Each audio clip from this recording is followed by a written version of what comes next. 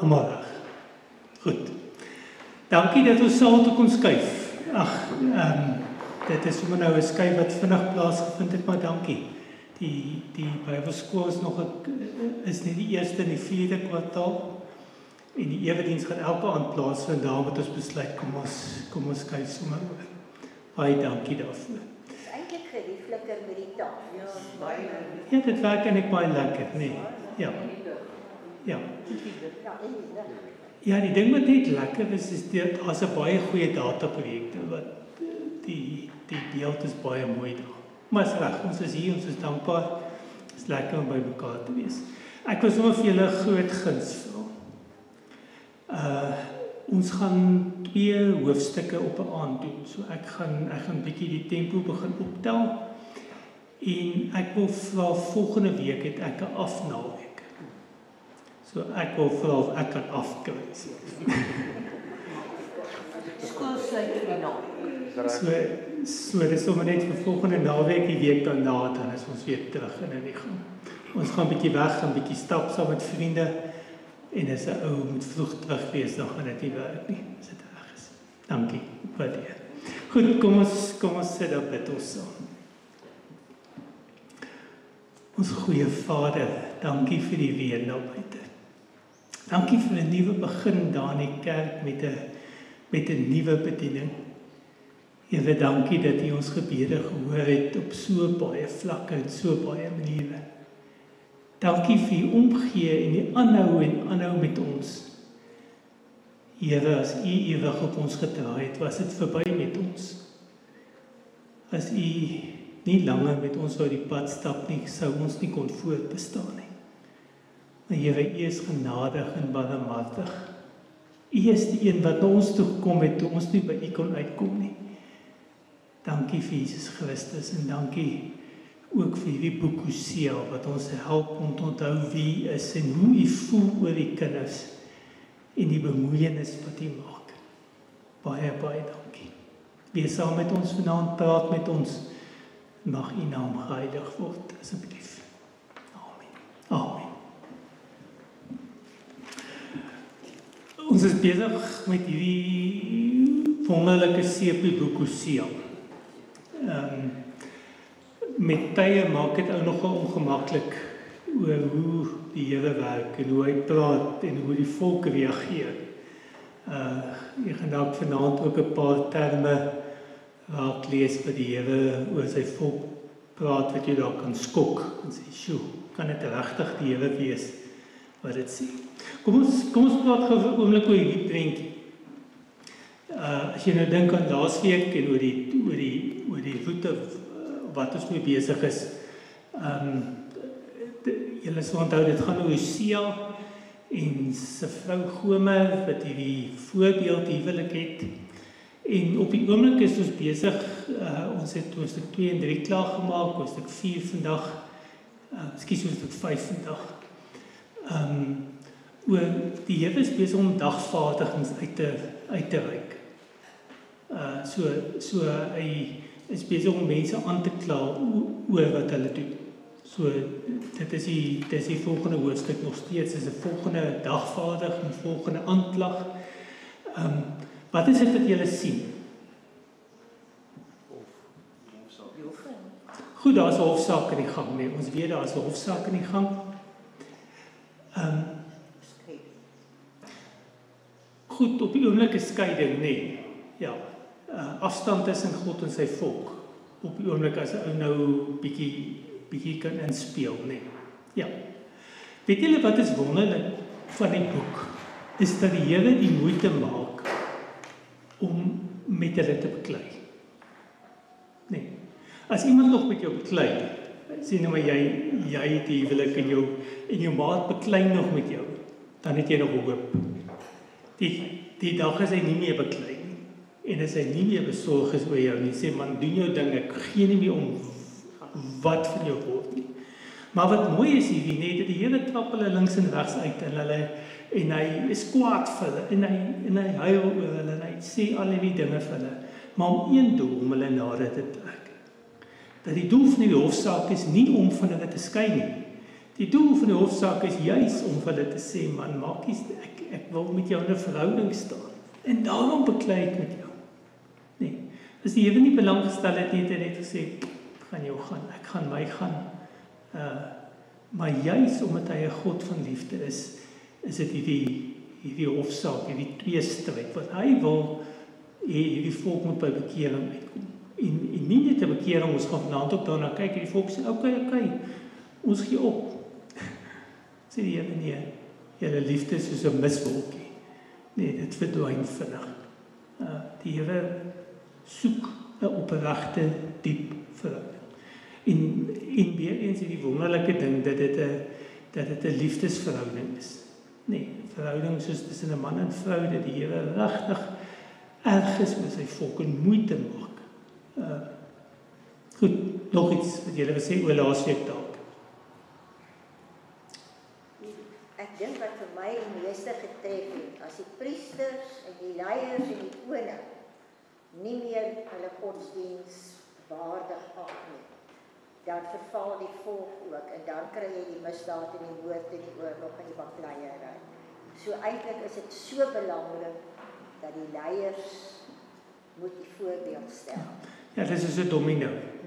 Nee, as die regering losraak, as die skool losraak, as die dominee, die domino's val so een na die ander nie.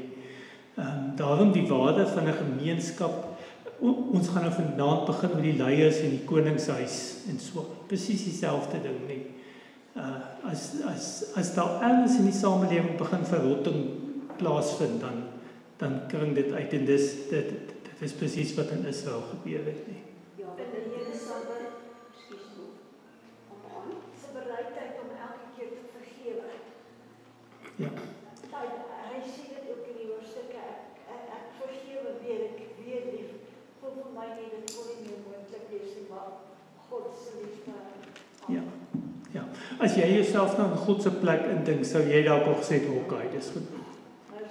Nee, maar dit word erger, jy sal nou lees vanaand, dit gaan dit word nog erger, maar die Here hou nie op nie. Ja, daar's 'n praat van die moedswillige koei, jy weet, en of die herder dan moet sê, maar laat jy gaan, ek het nou genoeg gehad van jou, dis wat nou gesê is hier. Maar die Here het nog steeds met die moedswillige koei, het hy nog steeds liefde betoon en vergewing betoon. Ja. Mooi beeld laasweek, die moedswillige koei. Goed. Wat interessant is dat hy die groepe skei, sodat niemand kan wegkry en sê ek is reg, ek is nie aangespreek nie. Dat eers vir die inwoners in totaal sê, maar julle het my verlaat. En dan kom hy by die ouens wat die redes is, hoekom hulle verlaat het. Hy begin met die priesters. Ja, goed. Dankie, kom ons lees verder.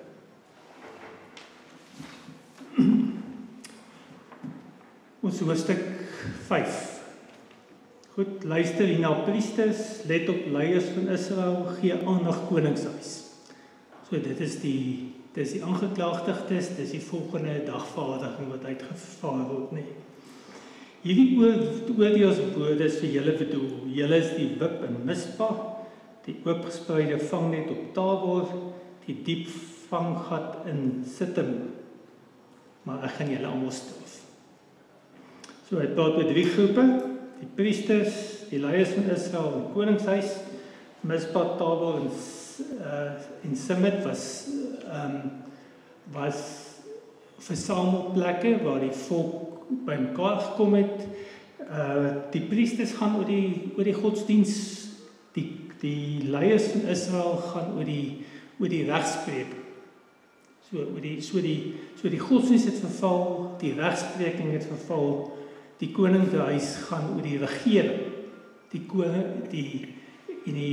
Here sê, maar al 3 van hierdie het verval. Julle sal sien, ek staan daar, vir Mispa is 'n belangrike vergaderplek in die Rigtertyd, sowel as in Samuel se tyd, 1 Samuel 7, ook later in die tyd van Jeremia, vang net oor die berg Tabor, belangrike berg in die Noordryk, en 'n vanggat in Sittim, plek waar Joshua Kanaan binne gegaan het. Dan sê die Here, julle het al hierdie vangplekke en hierdie vangnette om om die mense te vang, maar ek gaan julle almal straf. Ek weet van julle, ek weet wat julle doen en ek het my mense in vir julle. Dan praat hy met Efraim. Ek ken Efraim en ek weet wat in Israel aangaan, omdat jy aan jou wederry oorgegee het, Efraim, is Israel verontreinig. Dan as hy praat oor die hulle, dan is dit ook Efraim, hulle dade maak dit vir hulle onmoontlik om na hulle God toe terug te keer, want die Heilige Gees het by hulle pos gevat en hulle is nie meer aan die Here toegewy. Sommige daar uitgemerk oor die hulle, sien ou baie nie. So hy praat met Efraim, wie is Efraim nou weer? Noordryk. Goed, so Efraim is Noordryk. So ek weet wat in Efraim aangaan, ek weet wat in Israel aangaan, hy noem al twee name. Hy maak baie van die weerdery, nee. Mense hoor baie keer die term, en ons het nou baie daaroor gepraat, dat dit gaan oor dat hy die Baals begin dien het, dat hulle afgode begin dien het. Daai vers 4, hulle dade maak dit vir hulle onmoontlik om na God terug te keer. Wat sê julle daarvan? Hulle het seker maar baie offers gebring aan die Baal en die prostitusie by die tempel wat die Here seker baie hartseer was. Ja. Is nie meer toegewy. Kyk, die ding is, hulle het aangegaan met hulle godsdienst. Hulle het gesê, ons is Jode, ons dien die Here, ons hou die Sabbat, ons hou al die goed, maar hulle het al die goed bygekry, nie. Hulle die Baal en die tempels en al die goed het hulle bygekry, nie. Die Here sê, hoe die Gees het by hulle pos gevat en hulle is nie meer aan die Here toegewy nie. Hulle het by stop, hoor. Israel se hoogmoed getuig teen hom en so hy het nou gepraat oor Efraim. Nou praat hy oor Israel. Israel se hoogmoed getuig teen hom. Israel en Efraim sal saam tot 'n val kom oor hulle sondes. Selfs Juda het saam met hulle tot 'n val gekom. So wat so die Noordryk, Juda, die Suidryk, nee.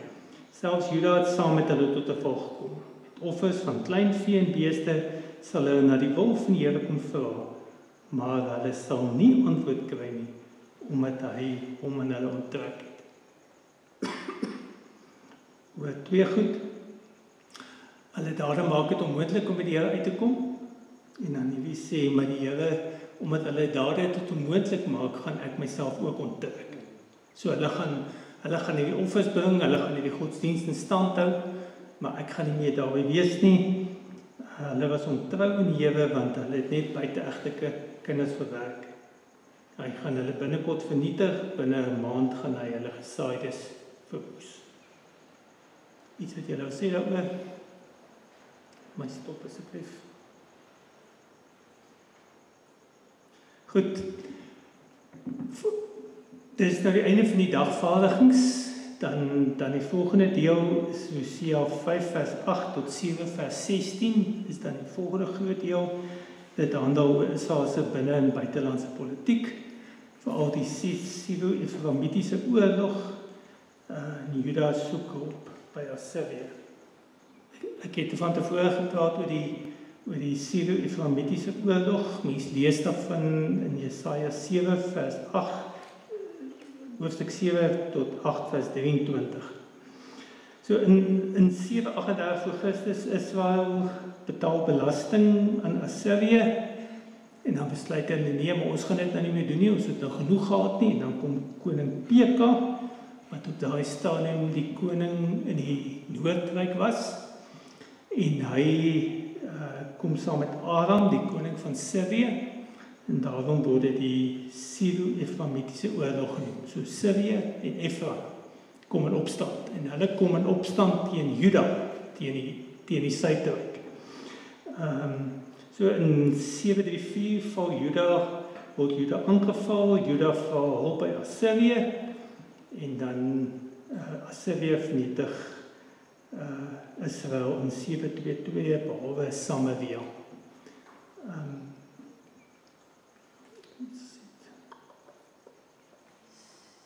Goed. die hoofdeel wat dit oor gaan volgende. En dis die hoofbeskuldiging wat die Here maak, is dat hy sê, Israel en Juda het nie hulp by my gevra nie.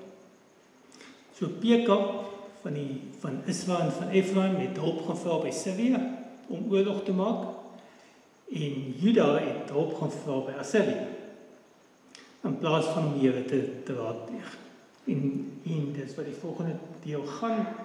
En dan wil ek sommer net sê, ook 'n parodie is afgelei van 2 Griekse woorde, par en odie, beteken om 'n lied anders spottend of grappend of obskuur te sing. Parodie is in die verlede dikwels aangewend as 'n instrument om verouderde, verroesterde, uitgediende en betekenlose idees te vernuwe en 'n veranderde konteks vrugbaar te maak. Kom praat ek oor 'n parodie, want hier in die teks in die volgende hoofstuk, van vers 8 het ons dan 'n parodie. En daar staan die pink maak alarm in Bet Awen. Ken julle Bet Awen? Wat ken julle? Is dit nie Bet-El ook nie? Goed. Ja, die aanbiddingsplek is Bet-El. Ja, sien, hy is slim opgetel, Bet-El beteken huis van God. En dit was een van die godsdienstige plekke van Israel. So die Noordryk het by Bet-El bymekaar gekom, en die Suidryk by Jerusalem. Goed.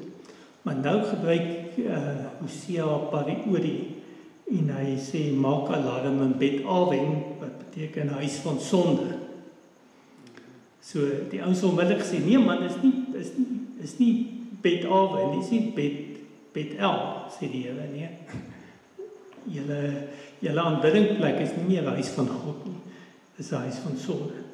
Goed, die volk soek hulp op verkeerde plek, daarom sê die Here, is daar oorlog, die rampsoring blaas, wat gebeur met die oorlog, die trompet blaas in Rama, daar's alarm in Bet-Awen, Benjamin is agter aan jou Ephraim. Benjamin, die een stam van die Suidryk, so sê Ephraim, hier is broederoorlog.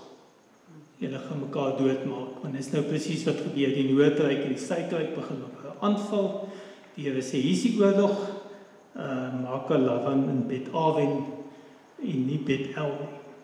Jy gaan verwoes word op die dag van afrekening, ek maak die stamme van Israel bekend wat beslis gaan gebeur. Die leiers van Juda het beslag gelê op die grond, Israel se grond. Daarom het my troon hulle soos 'n vloedgolf getref. Ephraim is verdruk, sy reg is ontneem, want hy het kant gekies vir iemand wat hom nie kan help nie.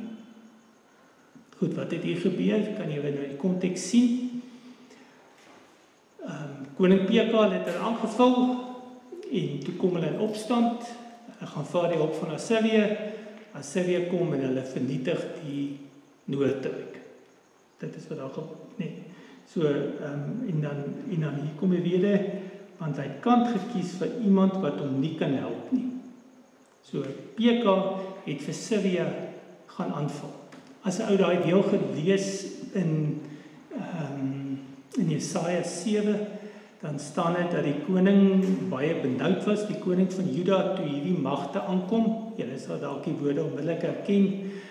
En dan is koning Agas baie bang, dan sê die profeet, moenie bekommerd wees nie, hulle is 2 brandstukke brandhout, hulle rook net. Hulle lyk baie erg, maar eintlik is hulle net brandhout, hulle maak net rook. So dit is wat die Here sê, hy het kant gekies teen iemand wat hom nie kan help nie. Dan sê hy, ek was, hoor hierdie woord, ek was vir Ephraim soos 'n gewas, en vir Juda soos beentering.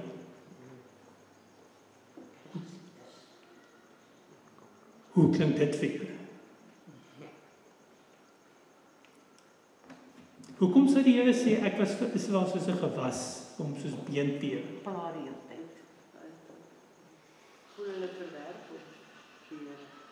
Goed, waar sit die gewas en die beentering? Binnekant. Ja. die Here sê, ek het hom van binnekant af, het ek hom beetgekil. En nou gaan hy sê, ek is soos 'n leeu teenoor Efraim, soos 'n roofdier teenoor Juda. Die Here sê, ek het hom aangeval in die binnekant en in die buitekant. Nee, omdat hy nie na my toe wil keer nie. Nog hulle beeld, nee. Ons weet nou van 'n kankergewas en van al die goed wat ons so oor bang is, nee. Beentering blykbaar die verbrokkeling van jou been wat binnekant gebeur, nee. Stukkie vir stukkie. Die Here sê, maar ek het dit gedoen.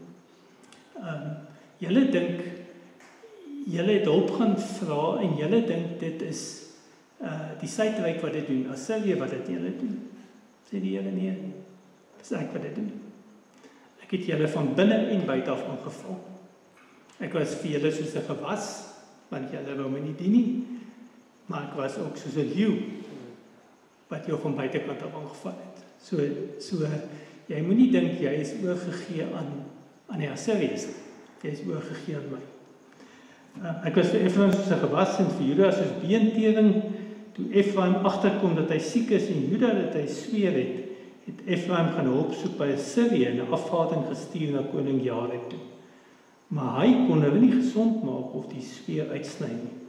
Ek is soos 'n leeu teenoor Efraim, soos 'n roofdier teenoor Juda. Dit is ek wat verskeer en my koers gaan, wat wegdra sonder dat iemand dit kan keer.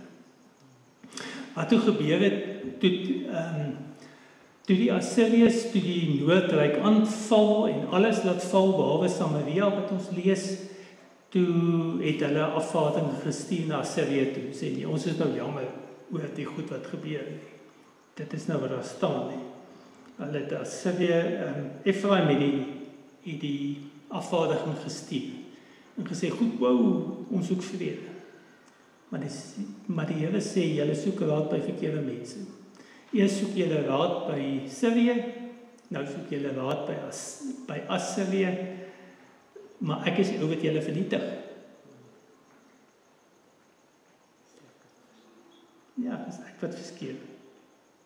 Wat wegdra sonder dat iemand dit kan skeer nie. Maak dit sin wat ek sê? So, dis groot woorde wat die Here sê, nee. Ons dink nie eintlik oor die Here so partykeer nie. Sê, maar ek kom jou binne en buitekant by nie. Ek gaan my woonplek terugtrek totdat hulle skuld bely en vra na my wil. In hulle nood sal hulle my hulp kom vra. Oor altyd die twee goed wat langs mekaar staan. Hoekom gaan ek haar afkamp? Hoekom gaan ek dit vir haar moeilik maak? Hoekom gaan ek vir haar die siekte gee? Hoekom gaan ek haar van binne siek maak en van buitekant verskeer? Hoekom? Want ek wil hê sy moet terugkom. Ja. Ek wil sê, ek doen alles. Dit is nie om haar te vernietig nie, dit is nie om haar seer te maak nie, dit is nie om dit vir haar moeilik te maak nie. Maar dat sy in haar nood na my toe sal kom, en nie na Assirië toe nie, en nie na Sirië toe, en na wie ook al toe nie. En miskien kan nou iets hier van die hart van die Here hoor, nee. Hoe vinnig gaan ons na die Here toe? Of hoe baie keer het ons maar ons eie planne? En dikwels is die Here maar die spaarwiel. As alles wat ons probeer het nie werk nie, dan gaan ons na die Here toe. En dan sê ons, okay, goed, maar nou moet ek die Here se hulp vra, want ek weet nie meer nie. Maar die Here wil eintlik hê dat ons van die begin af na hom toe sal gaan. Sê, Here, hoe wil U hê moet ons die ding doen nie? Ons is jy moet in besinning kom en as sy hulp vra, dis wat die Here dan vra. Dat hulle besin dit wat ons doen werk nie. Al wat kan help is as ek buig voor die Here en sy hulp vra. ja. Sien, want hulle het glad nie die wil van die Here gevra nie. Toe hulle aanval het hulle nie die wil van die Here gevra nie. Toe hulle aangeval is, het hulle nie die wil van die Here gevra nie. Toe hulle hulp gevra het, hulle nie die hulp van die Here gevra nie. En die Here lag eintlik vir hulle. Hy sê, julle dink dit is die ander ons wat dit doen, dis ek wat dit doen. Hulle het nie die mag nie, ek het die mag. En daarom moet jy na my toe kom. Maak dit sin wat die Here sê, nee. Nogal groot woorde, nee. Hoe sal jy voel as die Here sê vir jou is ek soos 'n gewas? 'n kanker gewas nie. Goed. Volgende hoofstuk. Wie sê aan die woord, ja, waarskynlik die profeet wat namens hierdie volk, onthou hierdie volk is nou vernietig, die Noordryk is afgebreek, net Samaria staan, is hierdie burgeroorlog gewees, die mense teen mekaar beklei. En of dit die volk is wat praat, en of dit die profeet is wat praat namens die volk, want julle sal hoor, skielik is hier 'n verskoning, 'n terugkeer nie. Volgende hoofstuk, hoofstuk 6 nou, nee. Hoofstuk 6 vers 1. Kom ons gaan terug na die Here toe, want hy het ons geskeur, maar sal ons gesond maak. Hy het ons geslaan, maar sal weer ons wonde verbind. Hy sal na 2 dae in 'n nuwe lewe laat begin. Hy sal op die 3de dag weer krag gee, sodat ons in sy teenwoordigheid kan leef. Kom ons wy ons aan hom toe. Kom ons streef daarna om ons aan die Here toe te wy. Die Here sal verskyn so seker as die son opkom. Hy sal na ons toe kom soos stortreën. Hy sal ons verkoop soos lentereëns, die grond verkoop. Wat is dit wat julle hoor? Genade. Groot genade dat die Here weer sê na alles wat hulle nie hoor nie doen nie. Dit genade. Goed, hoor genade, wat nog? Hulle wil terugkeer in die profeet, sê hulle nood eintlik. Goed, hulle besef hulle in nood. Hulle bely ook wat Ja. verkeerd gedoen. Hulle is in die nood, hulle het nou alles verloor, hulle is weggevoer in ballingskap. En die profeet praat eintlik namens hulle nie.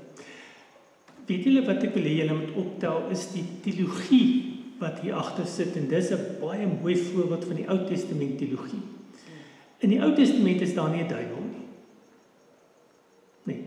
God straf en seën. Nee. As 'n ou Job lees, dan lees hy van die Bybel, maar sy doel is 'n aanklaer. Hy speel nie die rol van die duiwel nie. Eers in Daniël is daar so 'n bietjie 'n beeld van 'n duiwel, maar eintlik in die Ou Testament, as jy dink, is daar nie 'n duiwel nie. Daar's die slang, en in Openbaring praat oor die duiwel, die duiwel is die slang van ouds, maar eintlik in die Ou Testament kry jy nie 'n teenpool vir God nie.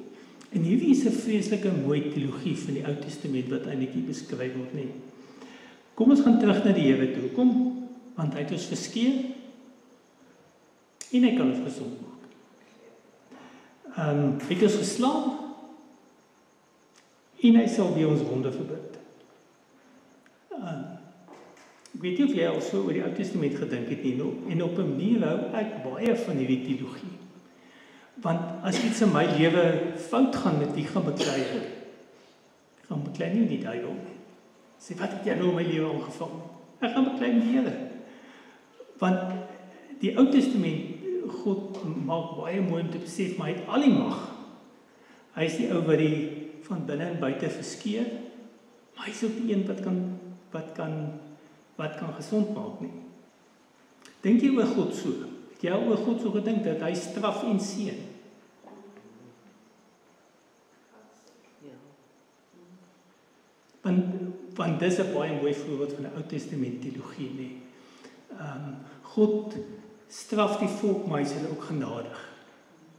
Oor en oor, mens lees die hele Ou Testament daarvan, nee. Daar's nie 'n teenpool nie. Daar's nie 'n duiwel wat die skuld kry vir dit wat gebeur nie. En daarom, ek dink aan my lewe, en ek het dit nou gesê, stoei met God. Here, hierdie ding het met my gebeur, maar ek gaan nie met die duiwel stoei daaroor nie. Ek gaan stoei met God. Here, U kan enigiets doen. U kan straf en seën. Nee. So word die vraag, straf God nog? Ek dink so. Is God soms nog 'n leeu en 'n beentewing? Wat dink jy?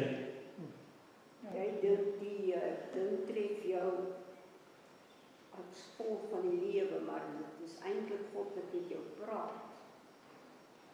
En En so bring God baie mense weer terug wat afgedwaal het. Okay.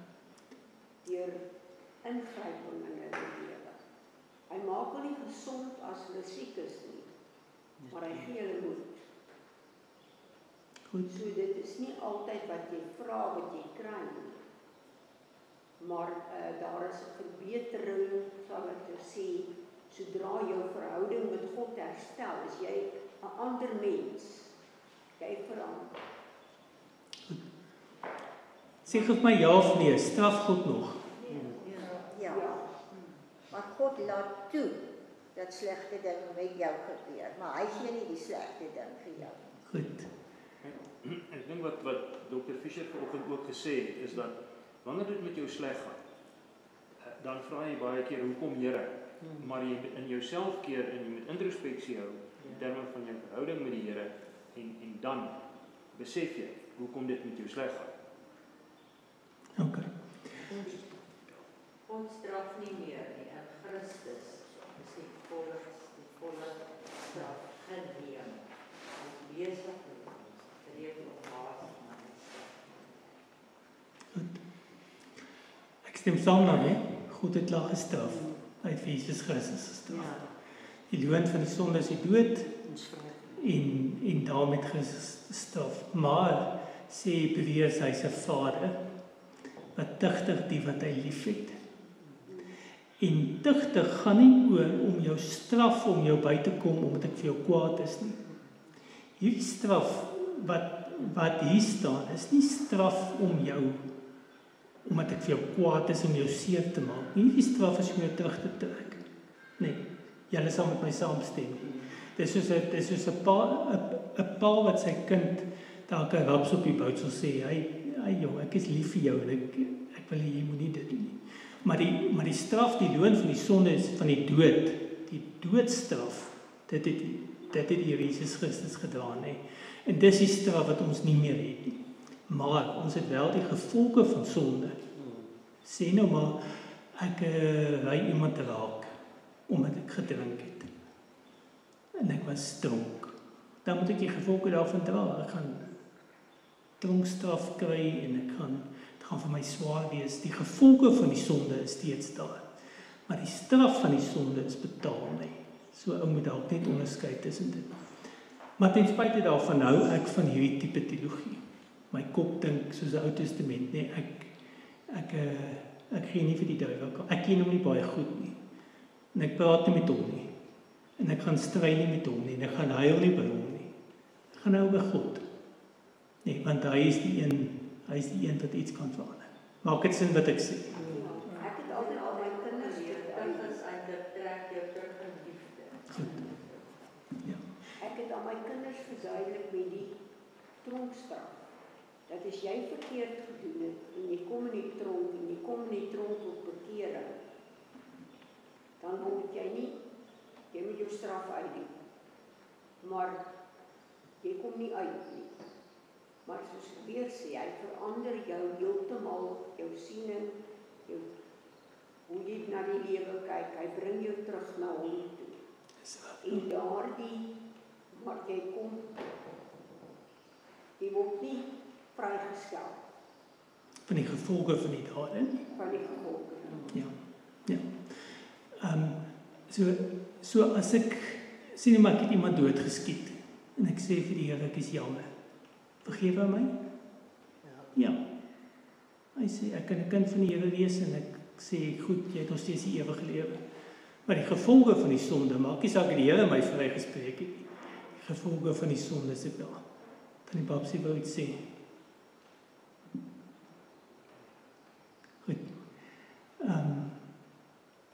Goed, ek begin kyk gou daai vers 2. Hy sal ons na 2 dae 'n nuwe lewe laat begin. Hy sal ons op die 3de dag weer krag gee sodat ons in sy teenwoordigheid kan leef. Dis 'n interessante ding, nee, wat nou nog hulle dink aan die 3de dag wat die Here Jesus opgestaan het.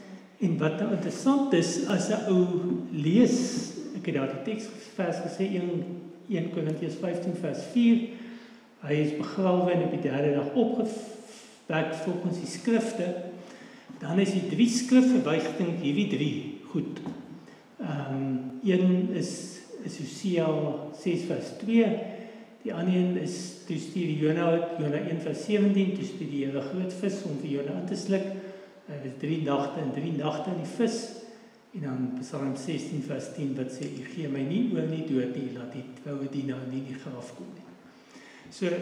So nog as Paulus skryf dan het hy Hosea in gedagte, hierdie beeld. En dit is eintlik mooi, nee. Wat sou daai beeld sê in hierdie konteks? Wat sê die profeet van die Here?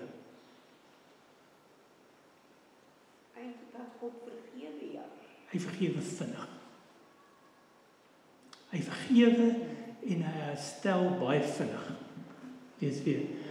Hy sal ons na 2 dae 'n nuwe lewe laat begin. Hy sal ons op die 3de dag weer krag gee sodat ons in sy teenwoordigheid kan leef. Nee. So aan die een kant is God se straf vel, maar dan sê hierdie skrywer of dit nou Hosea of die volk is, maar dis wie God is. Jy dink nou jy's platgeslaan, maar in 3 dae kan die Here jou lot verander. Nee. In 3 dae kan jy met 'n nuwe lewe begin. As jy hom soek, jy moenie dink dit gaan vir altyd en altyd wees nie. In 'n oogwink is hy genadig en in 'n oogwink help hy jou weer. Dis mooi, nee. Ja. Maar dan moet ook seker sonde belydenis wees. Jy kan nie wees moet tog jou sonde bely. Ja, natuurlik. Kyk, maar dit gaan wat hierdie profeet sê, maak keer terug. Nee. Kom ons gaan terug. Hy probeer eintlik namens die volk sê ons is jammer. Kom ons gaan terug na die Here. Dit is wat die profeet sê, hy begin daarmee. Kom ons gaan terug na die Here. Want hy het ons geskeur, maar hy sal weer gesond maak. Hy het ons geslaan, maar hy sal ons wonde verbind. So dis 'n oproep om terug te keer, nee. Kan ons aangaan? Ja.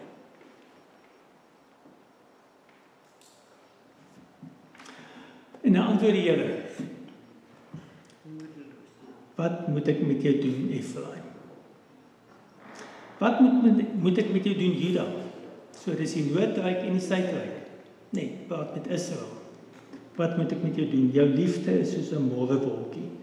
Dit verdwyn so vinnig soos dou. En dis waarom ek julle met my profete gestrem het. Julle met my woorde vernietig het.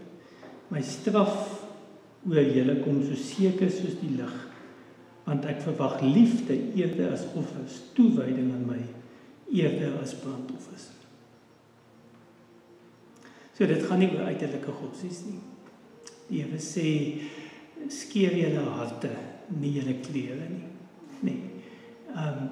En dis wat die Here wil sê, dit gaan oor 'n liefdesverhouding. Dit gaan nie net oor om 'n klomp godsdienstige goed te doen en sê, nou is my verhouding met die Here reg nie. Dit gaan oor 'n diep verhouding. 1 Samuel 5 vers 22 sê, is brandoffers en ander dieroffers net so aanneemlik vir die Here as gehoorsaamheid aan sy bevel? Nee, gehoorsaamheid is beter as offerande. Om te luister is beter as die vet van ramme. So die Here sê, wat ek van jou verwag is nie 'n godsdienstige, gaan net meer kerk toe nie. Gee net meer dankoffers, gee net meer. Dis nie wat ek van jou vra nie. Wat vra ek van jou? Dat jou hart sal verander. Dat jy my liefde sal beantwoord. Nee. Ek gaan jou woestyn toe vat sodat jy weer my liefde sal beantwoord soos vroeër. Sommige interessant is dieselfde teksvers wat die Here Jesus dan oor praat as die Fariseërs sê, hoekom eet en drink jy saam met die sondaars en die tollenaars? Dan sê die Here Jesus, haal hy aan uit hierdie teksvers uit Hosea uit. Gaan leer wat dit beteken, ek verwag barmhartigheid, nie offers nie. Ek het nie gekom om mense te roep wat op die regte pad is nie, maar sondaars. Nee. So bekering gaan nie net om jou lewenswyse te verander nie, maar dit gaan oor wat binnekant aangaan nie. Ek verwag liefde eerder as offers. Los jou offers. Los jou godsdienst, maar verander jou hart. Nee, dit gaan oor 'n hartsverandering. Julle is by. Dis mooi, nee. Ja. Goed, die volgende gedeelte van vers 7 tot hoofstuk 7 vers 2 noem die Here dan die sondes van die volk. Hoekom hy so optree? Hoekom hy dit dan gestraf het? Lys hy die sondes. Julle het weer die verbond met my verbreek, soos destyds by die dorp Adam. Daar was julle ontrou aan my. Gilead is 'n dorp vol mense wat onreg doen, 'n plek met bloed bevlek. Die klomp priesters is niks anders as 'n rowerbende nie. Hulle pleeg moord op die Siegempad en hulle tree so skurke op. Ek het iets afstootlik in die koninghuis van Israel gesien. Daar vind die hoewery van Efraim plaas. Daar word Israel verontreinig. Ook vir jou, Juda, lê die tyd van afrekening voor. Terwyl ek die lot van my volk wil verander, terwyl ek bereid is om Israel te stel, kom die oortredings van Efraim en die sonde van Samaria in die lig. Hulle belieg mekaar, hulle breken, hulle steel, hulle beroof mekaar op straat. Hulle dink nie eers daaraan dat ek hulle sonde ken nie. Nou het hulle optrede hulle ingehaal. Dit lê oop en bloot voor my.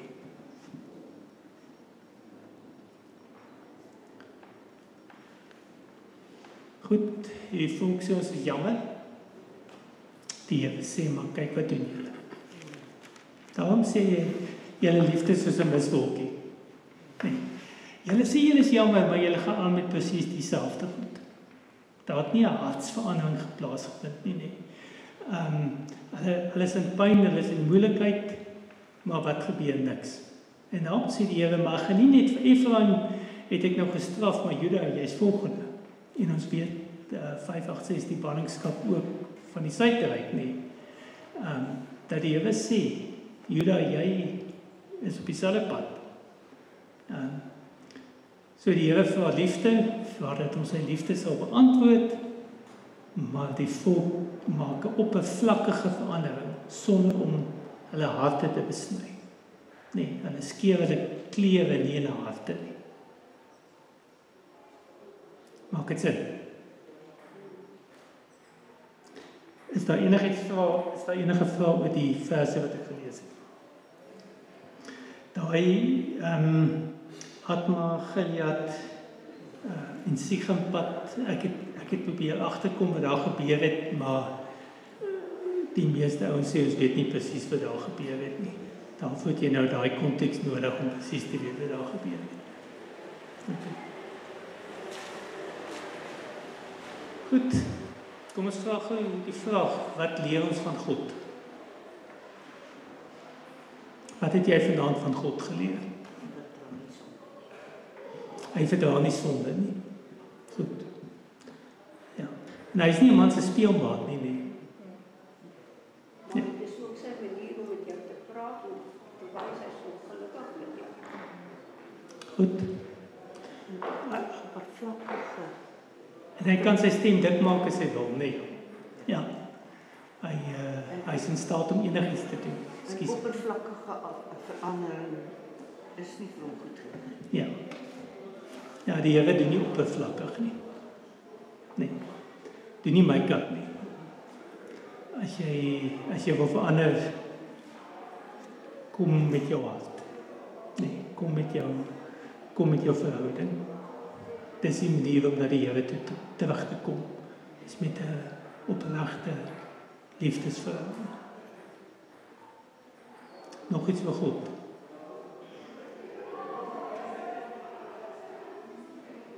Ons het dit al baie keer gesê, dat wat 'n vriend het ons in Jesus, nee.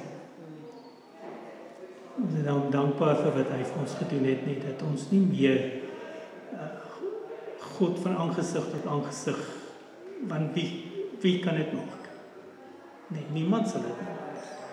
En die volk was die hele tyd in die moeilikheid. Want God en sonde is nie versoenbaar met mekaar. Ja, wat 'n vriend het ons in Jesus. Goed, wat leer jy van jouself? Jy's oorsaak vir jou probleem. Ekskuus, jy net weer? Goed, ek het weer goed gehoor, jy is die oorsaak van jou probleme en jy moet nou spoor trap. Ten spyte van wat jy ook al doen, die Here sê bely vergewe, hy is altyd getrou. Ja. Maak die gedeelte jou bang oor God. Nee, nie dink oor die verhouding. Goed. Mens besef jy sondig, maar jy besef ook jy moet dit bely. En dan weet jy die Here, as jy opreg bely, sal hy jou vergewe. Ja. Goed. Ek laat jou 'n bietjie dink, nee. Laat jou 'n bietjie dink oor ou se lewe, nee. Maar mens kan nie aanhou dieselfde ding oor en oor doen, maar nie elke keer dink. Dan kun jy net gou weer sê, jammer, mens moet dit 'n deel van jou lewe maak, om van daai sonde ontslae te raak. Sal ek dit daar kan sê, jy moet erns maak met sonde. Jy moet so bewus wees dat jy elke dag met die Here kan praat. So verseker wees van sy teenwoordigheid in jou lewe. Maak nie saak waar jy is. Ja. Sy alom teenwoordigheid en kyk as hy teenwoordig is.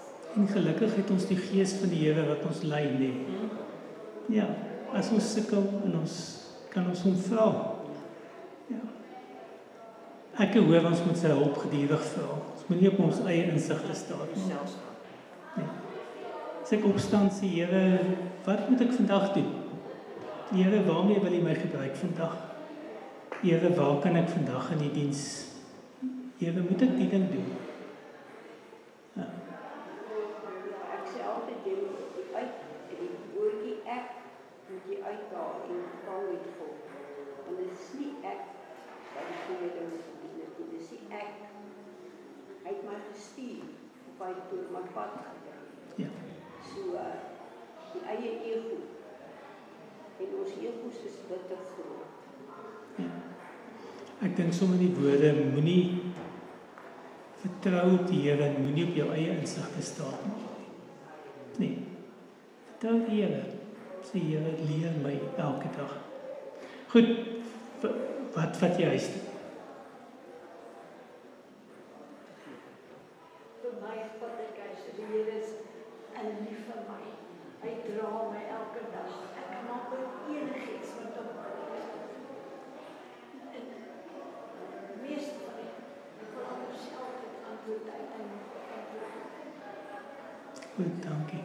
Skiet Baba het gesê, Vergewing. vergewing. God vergewe, ja. Hy is trou en regverdig.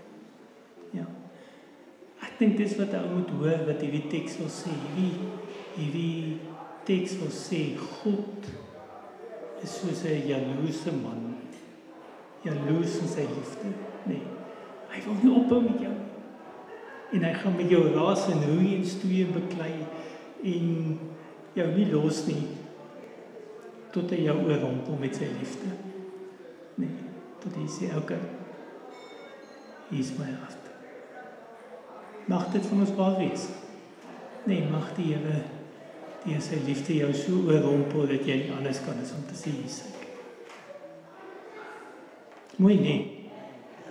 Maar 'n God wat regtig genuine omgee en regtig vir ons lief is. Kom ons bid.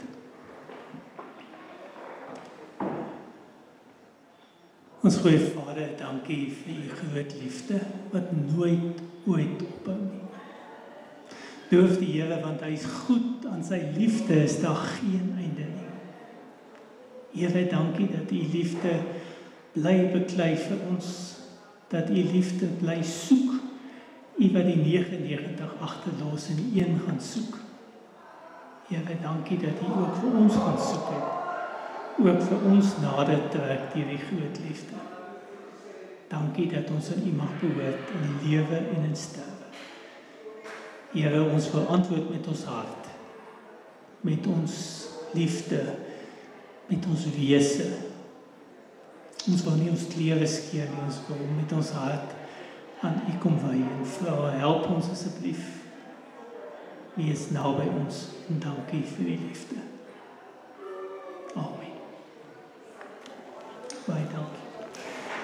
Julle is welkom om ook 'n koppie koffie te kom drink hier langs aan. Julle hoor lekker, hier is genoeg koffie. As jy gou 'n koffie wil drink, is meer as welkom. Onthou dan volgende week, hier is die dankoffer asseblief as jy uitstap. Onthou volgende week is daar dan nie Bybelskool as dit reg is. So.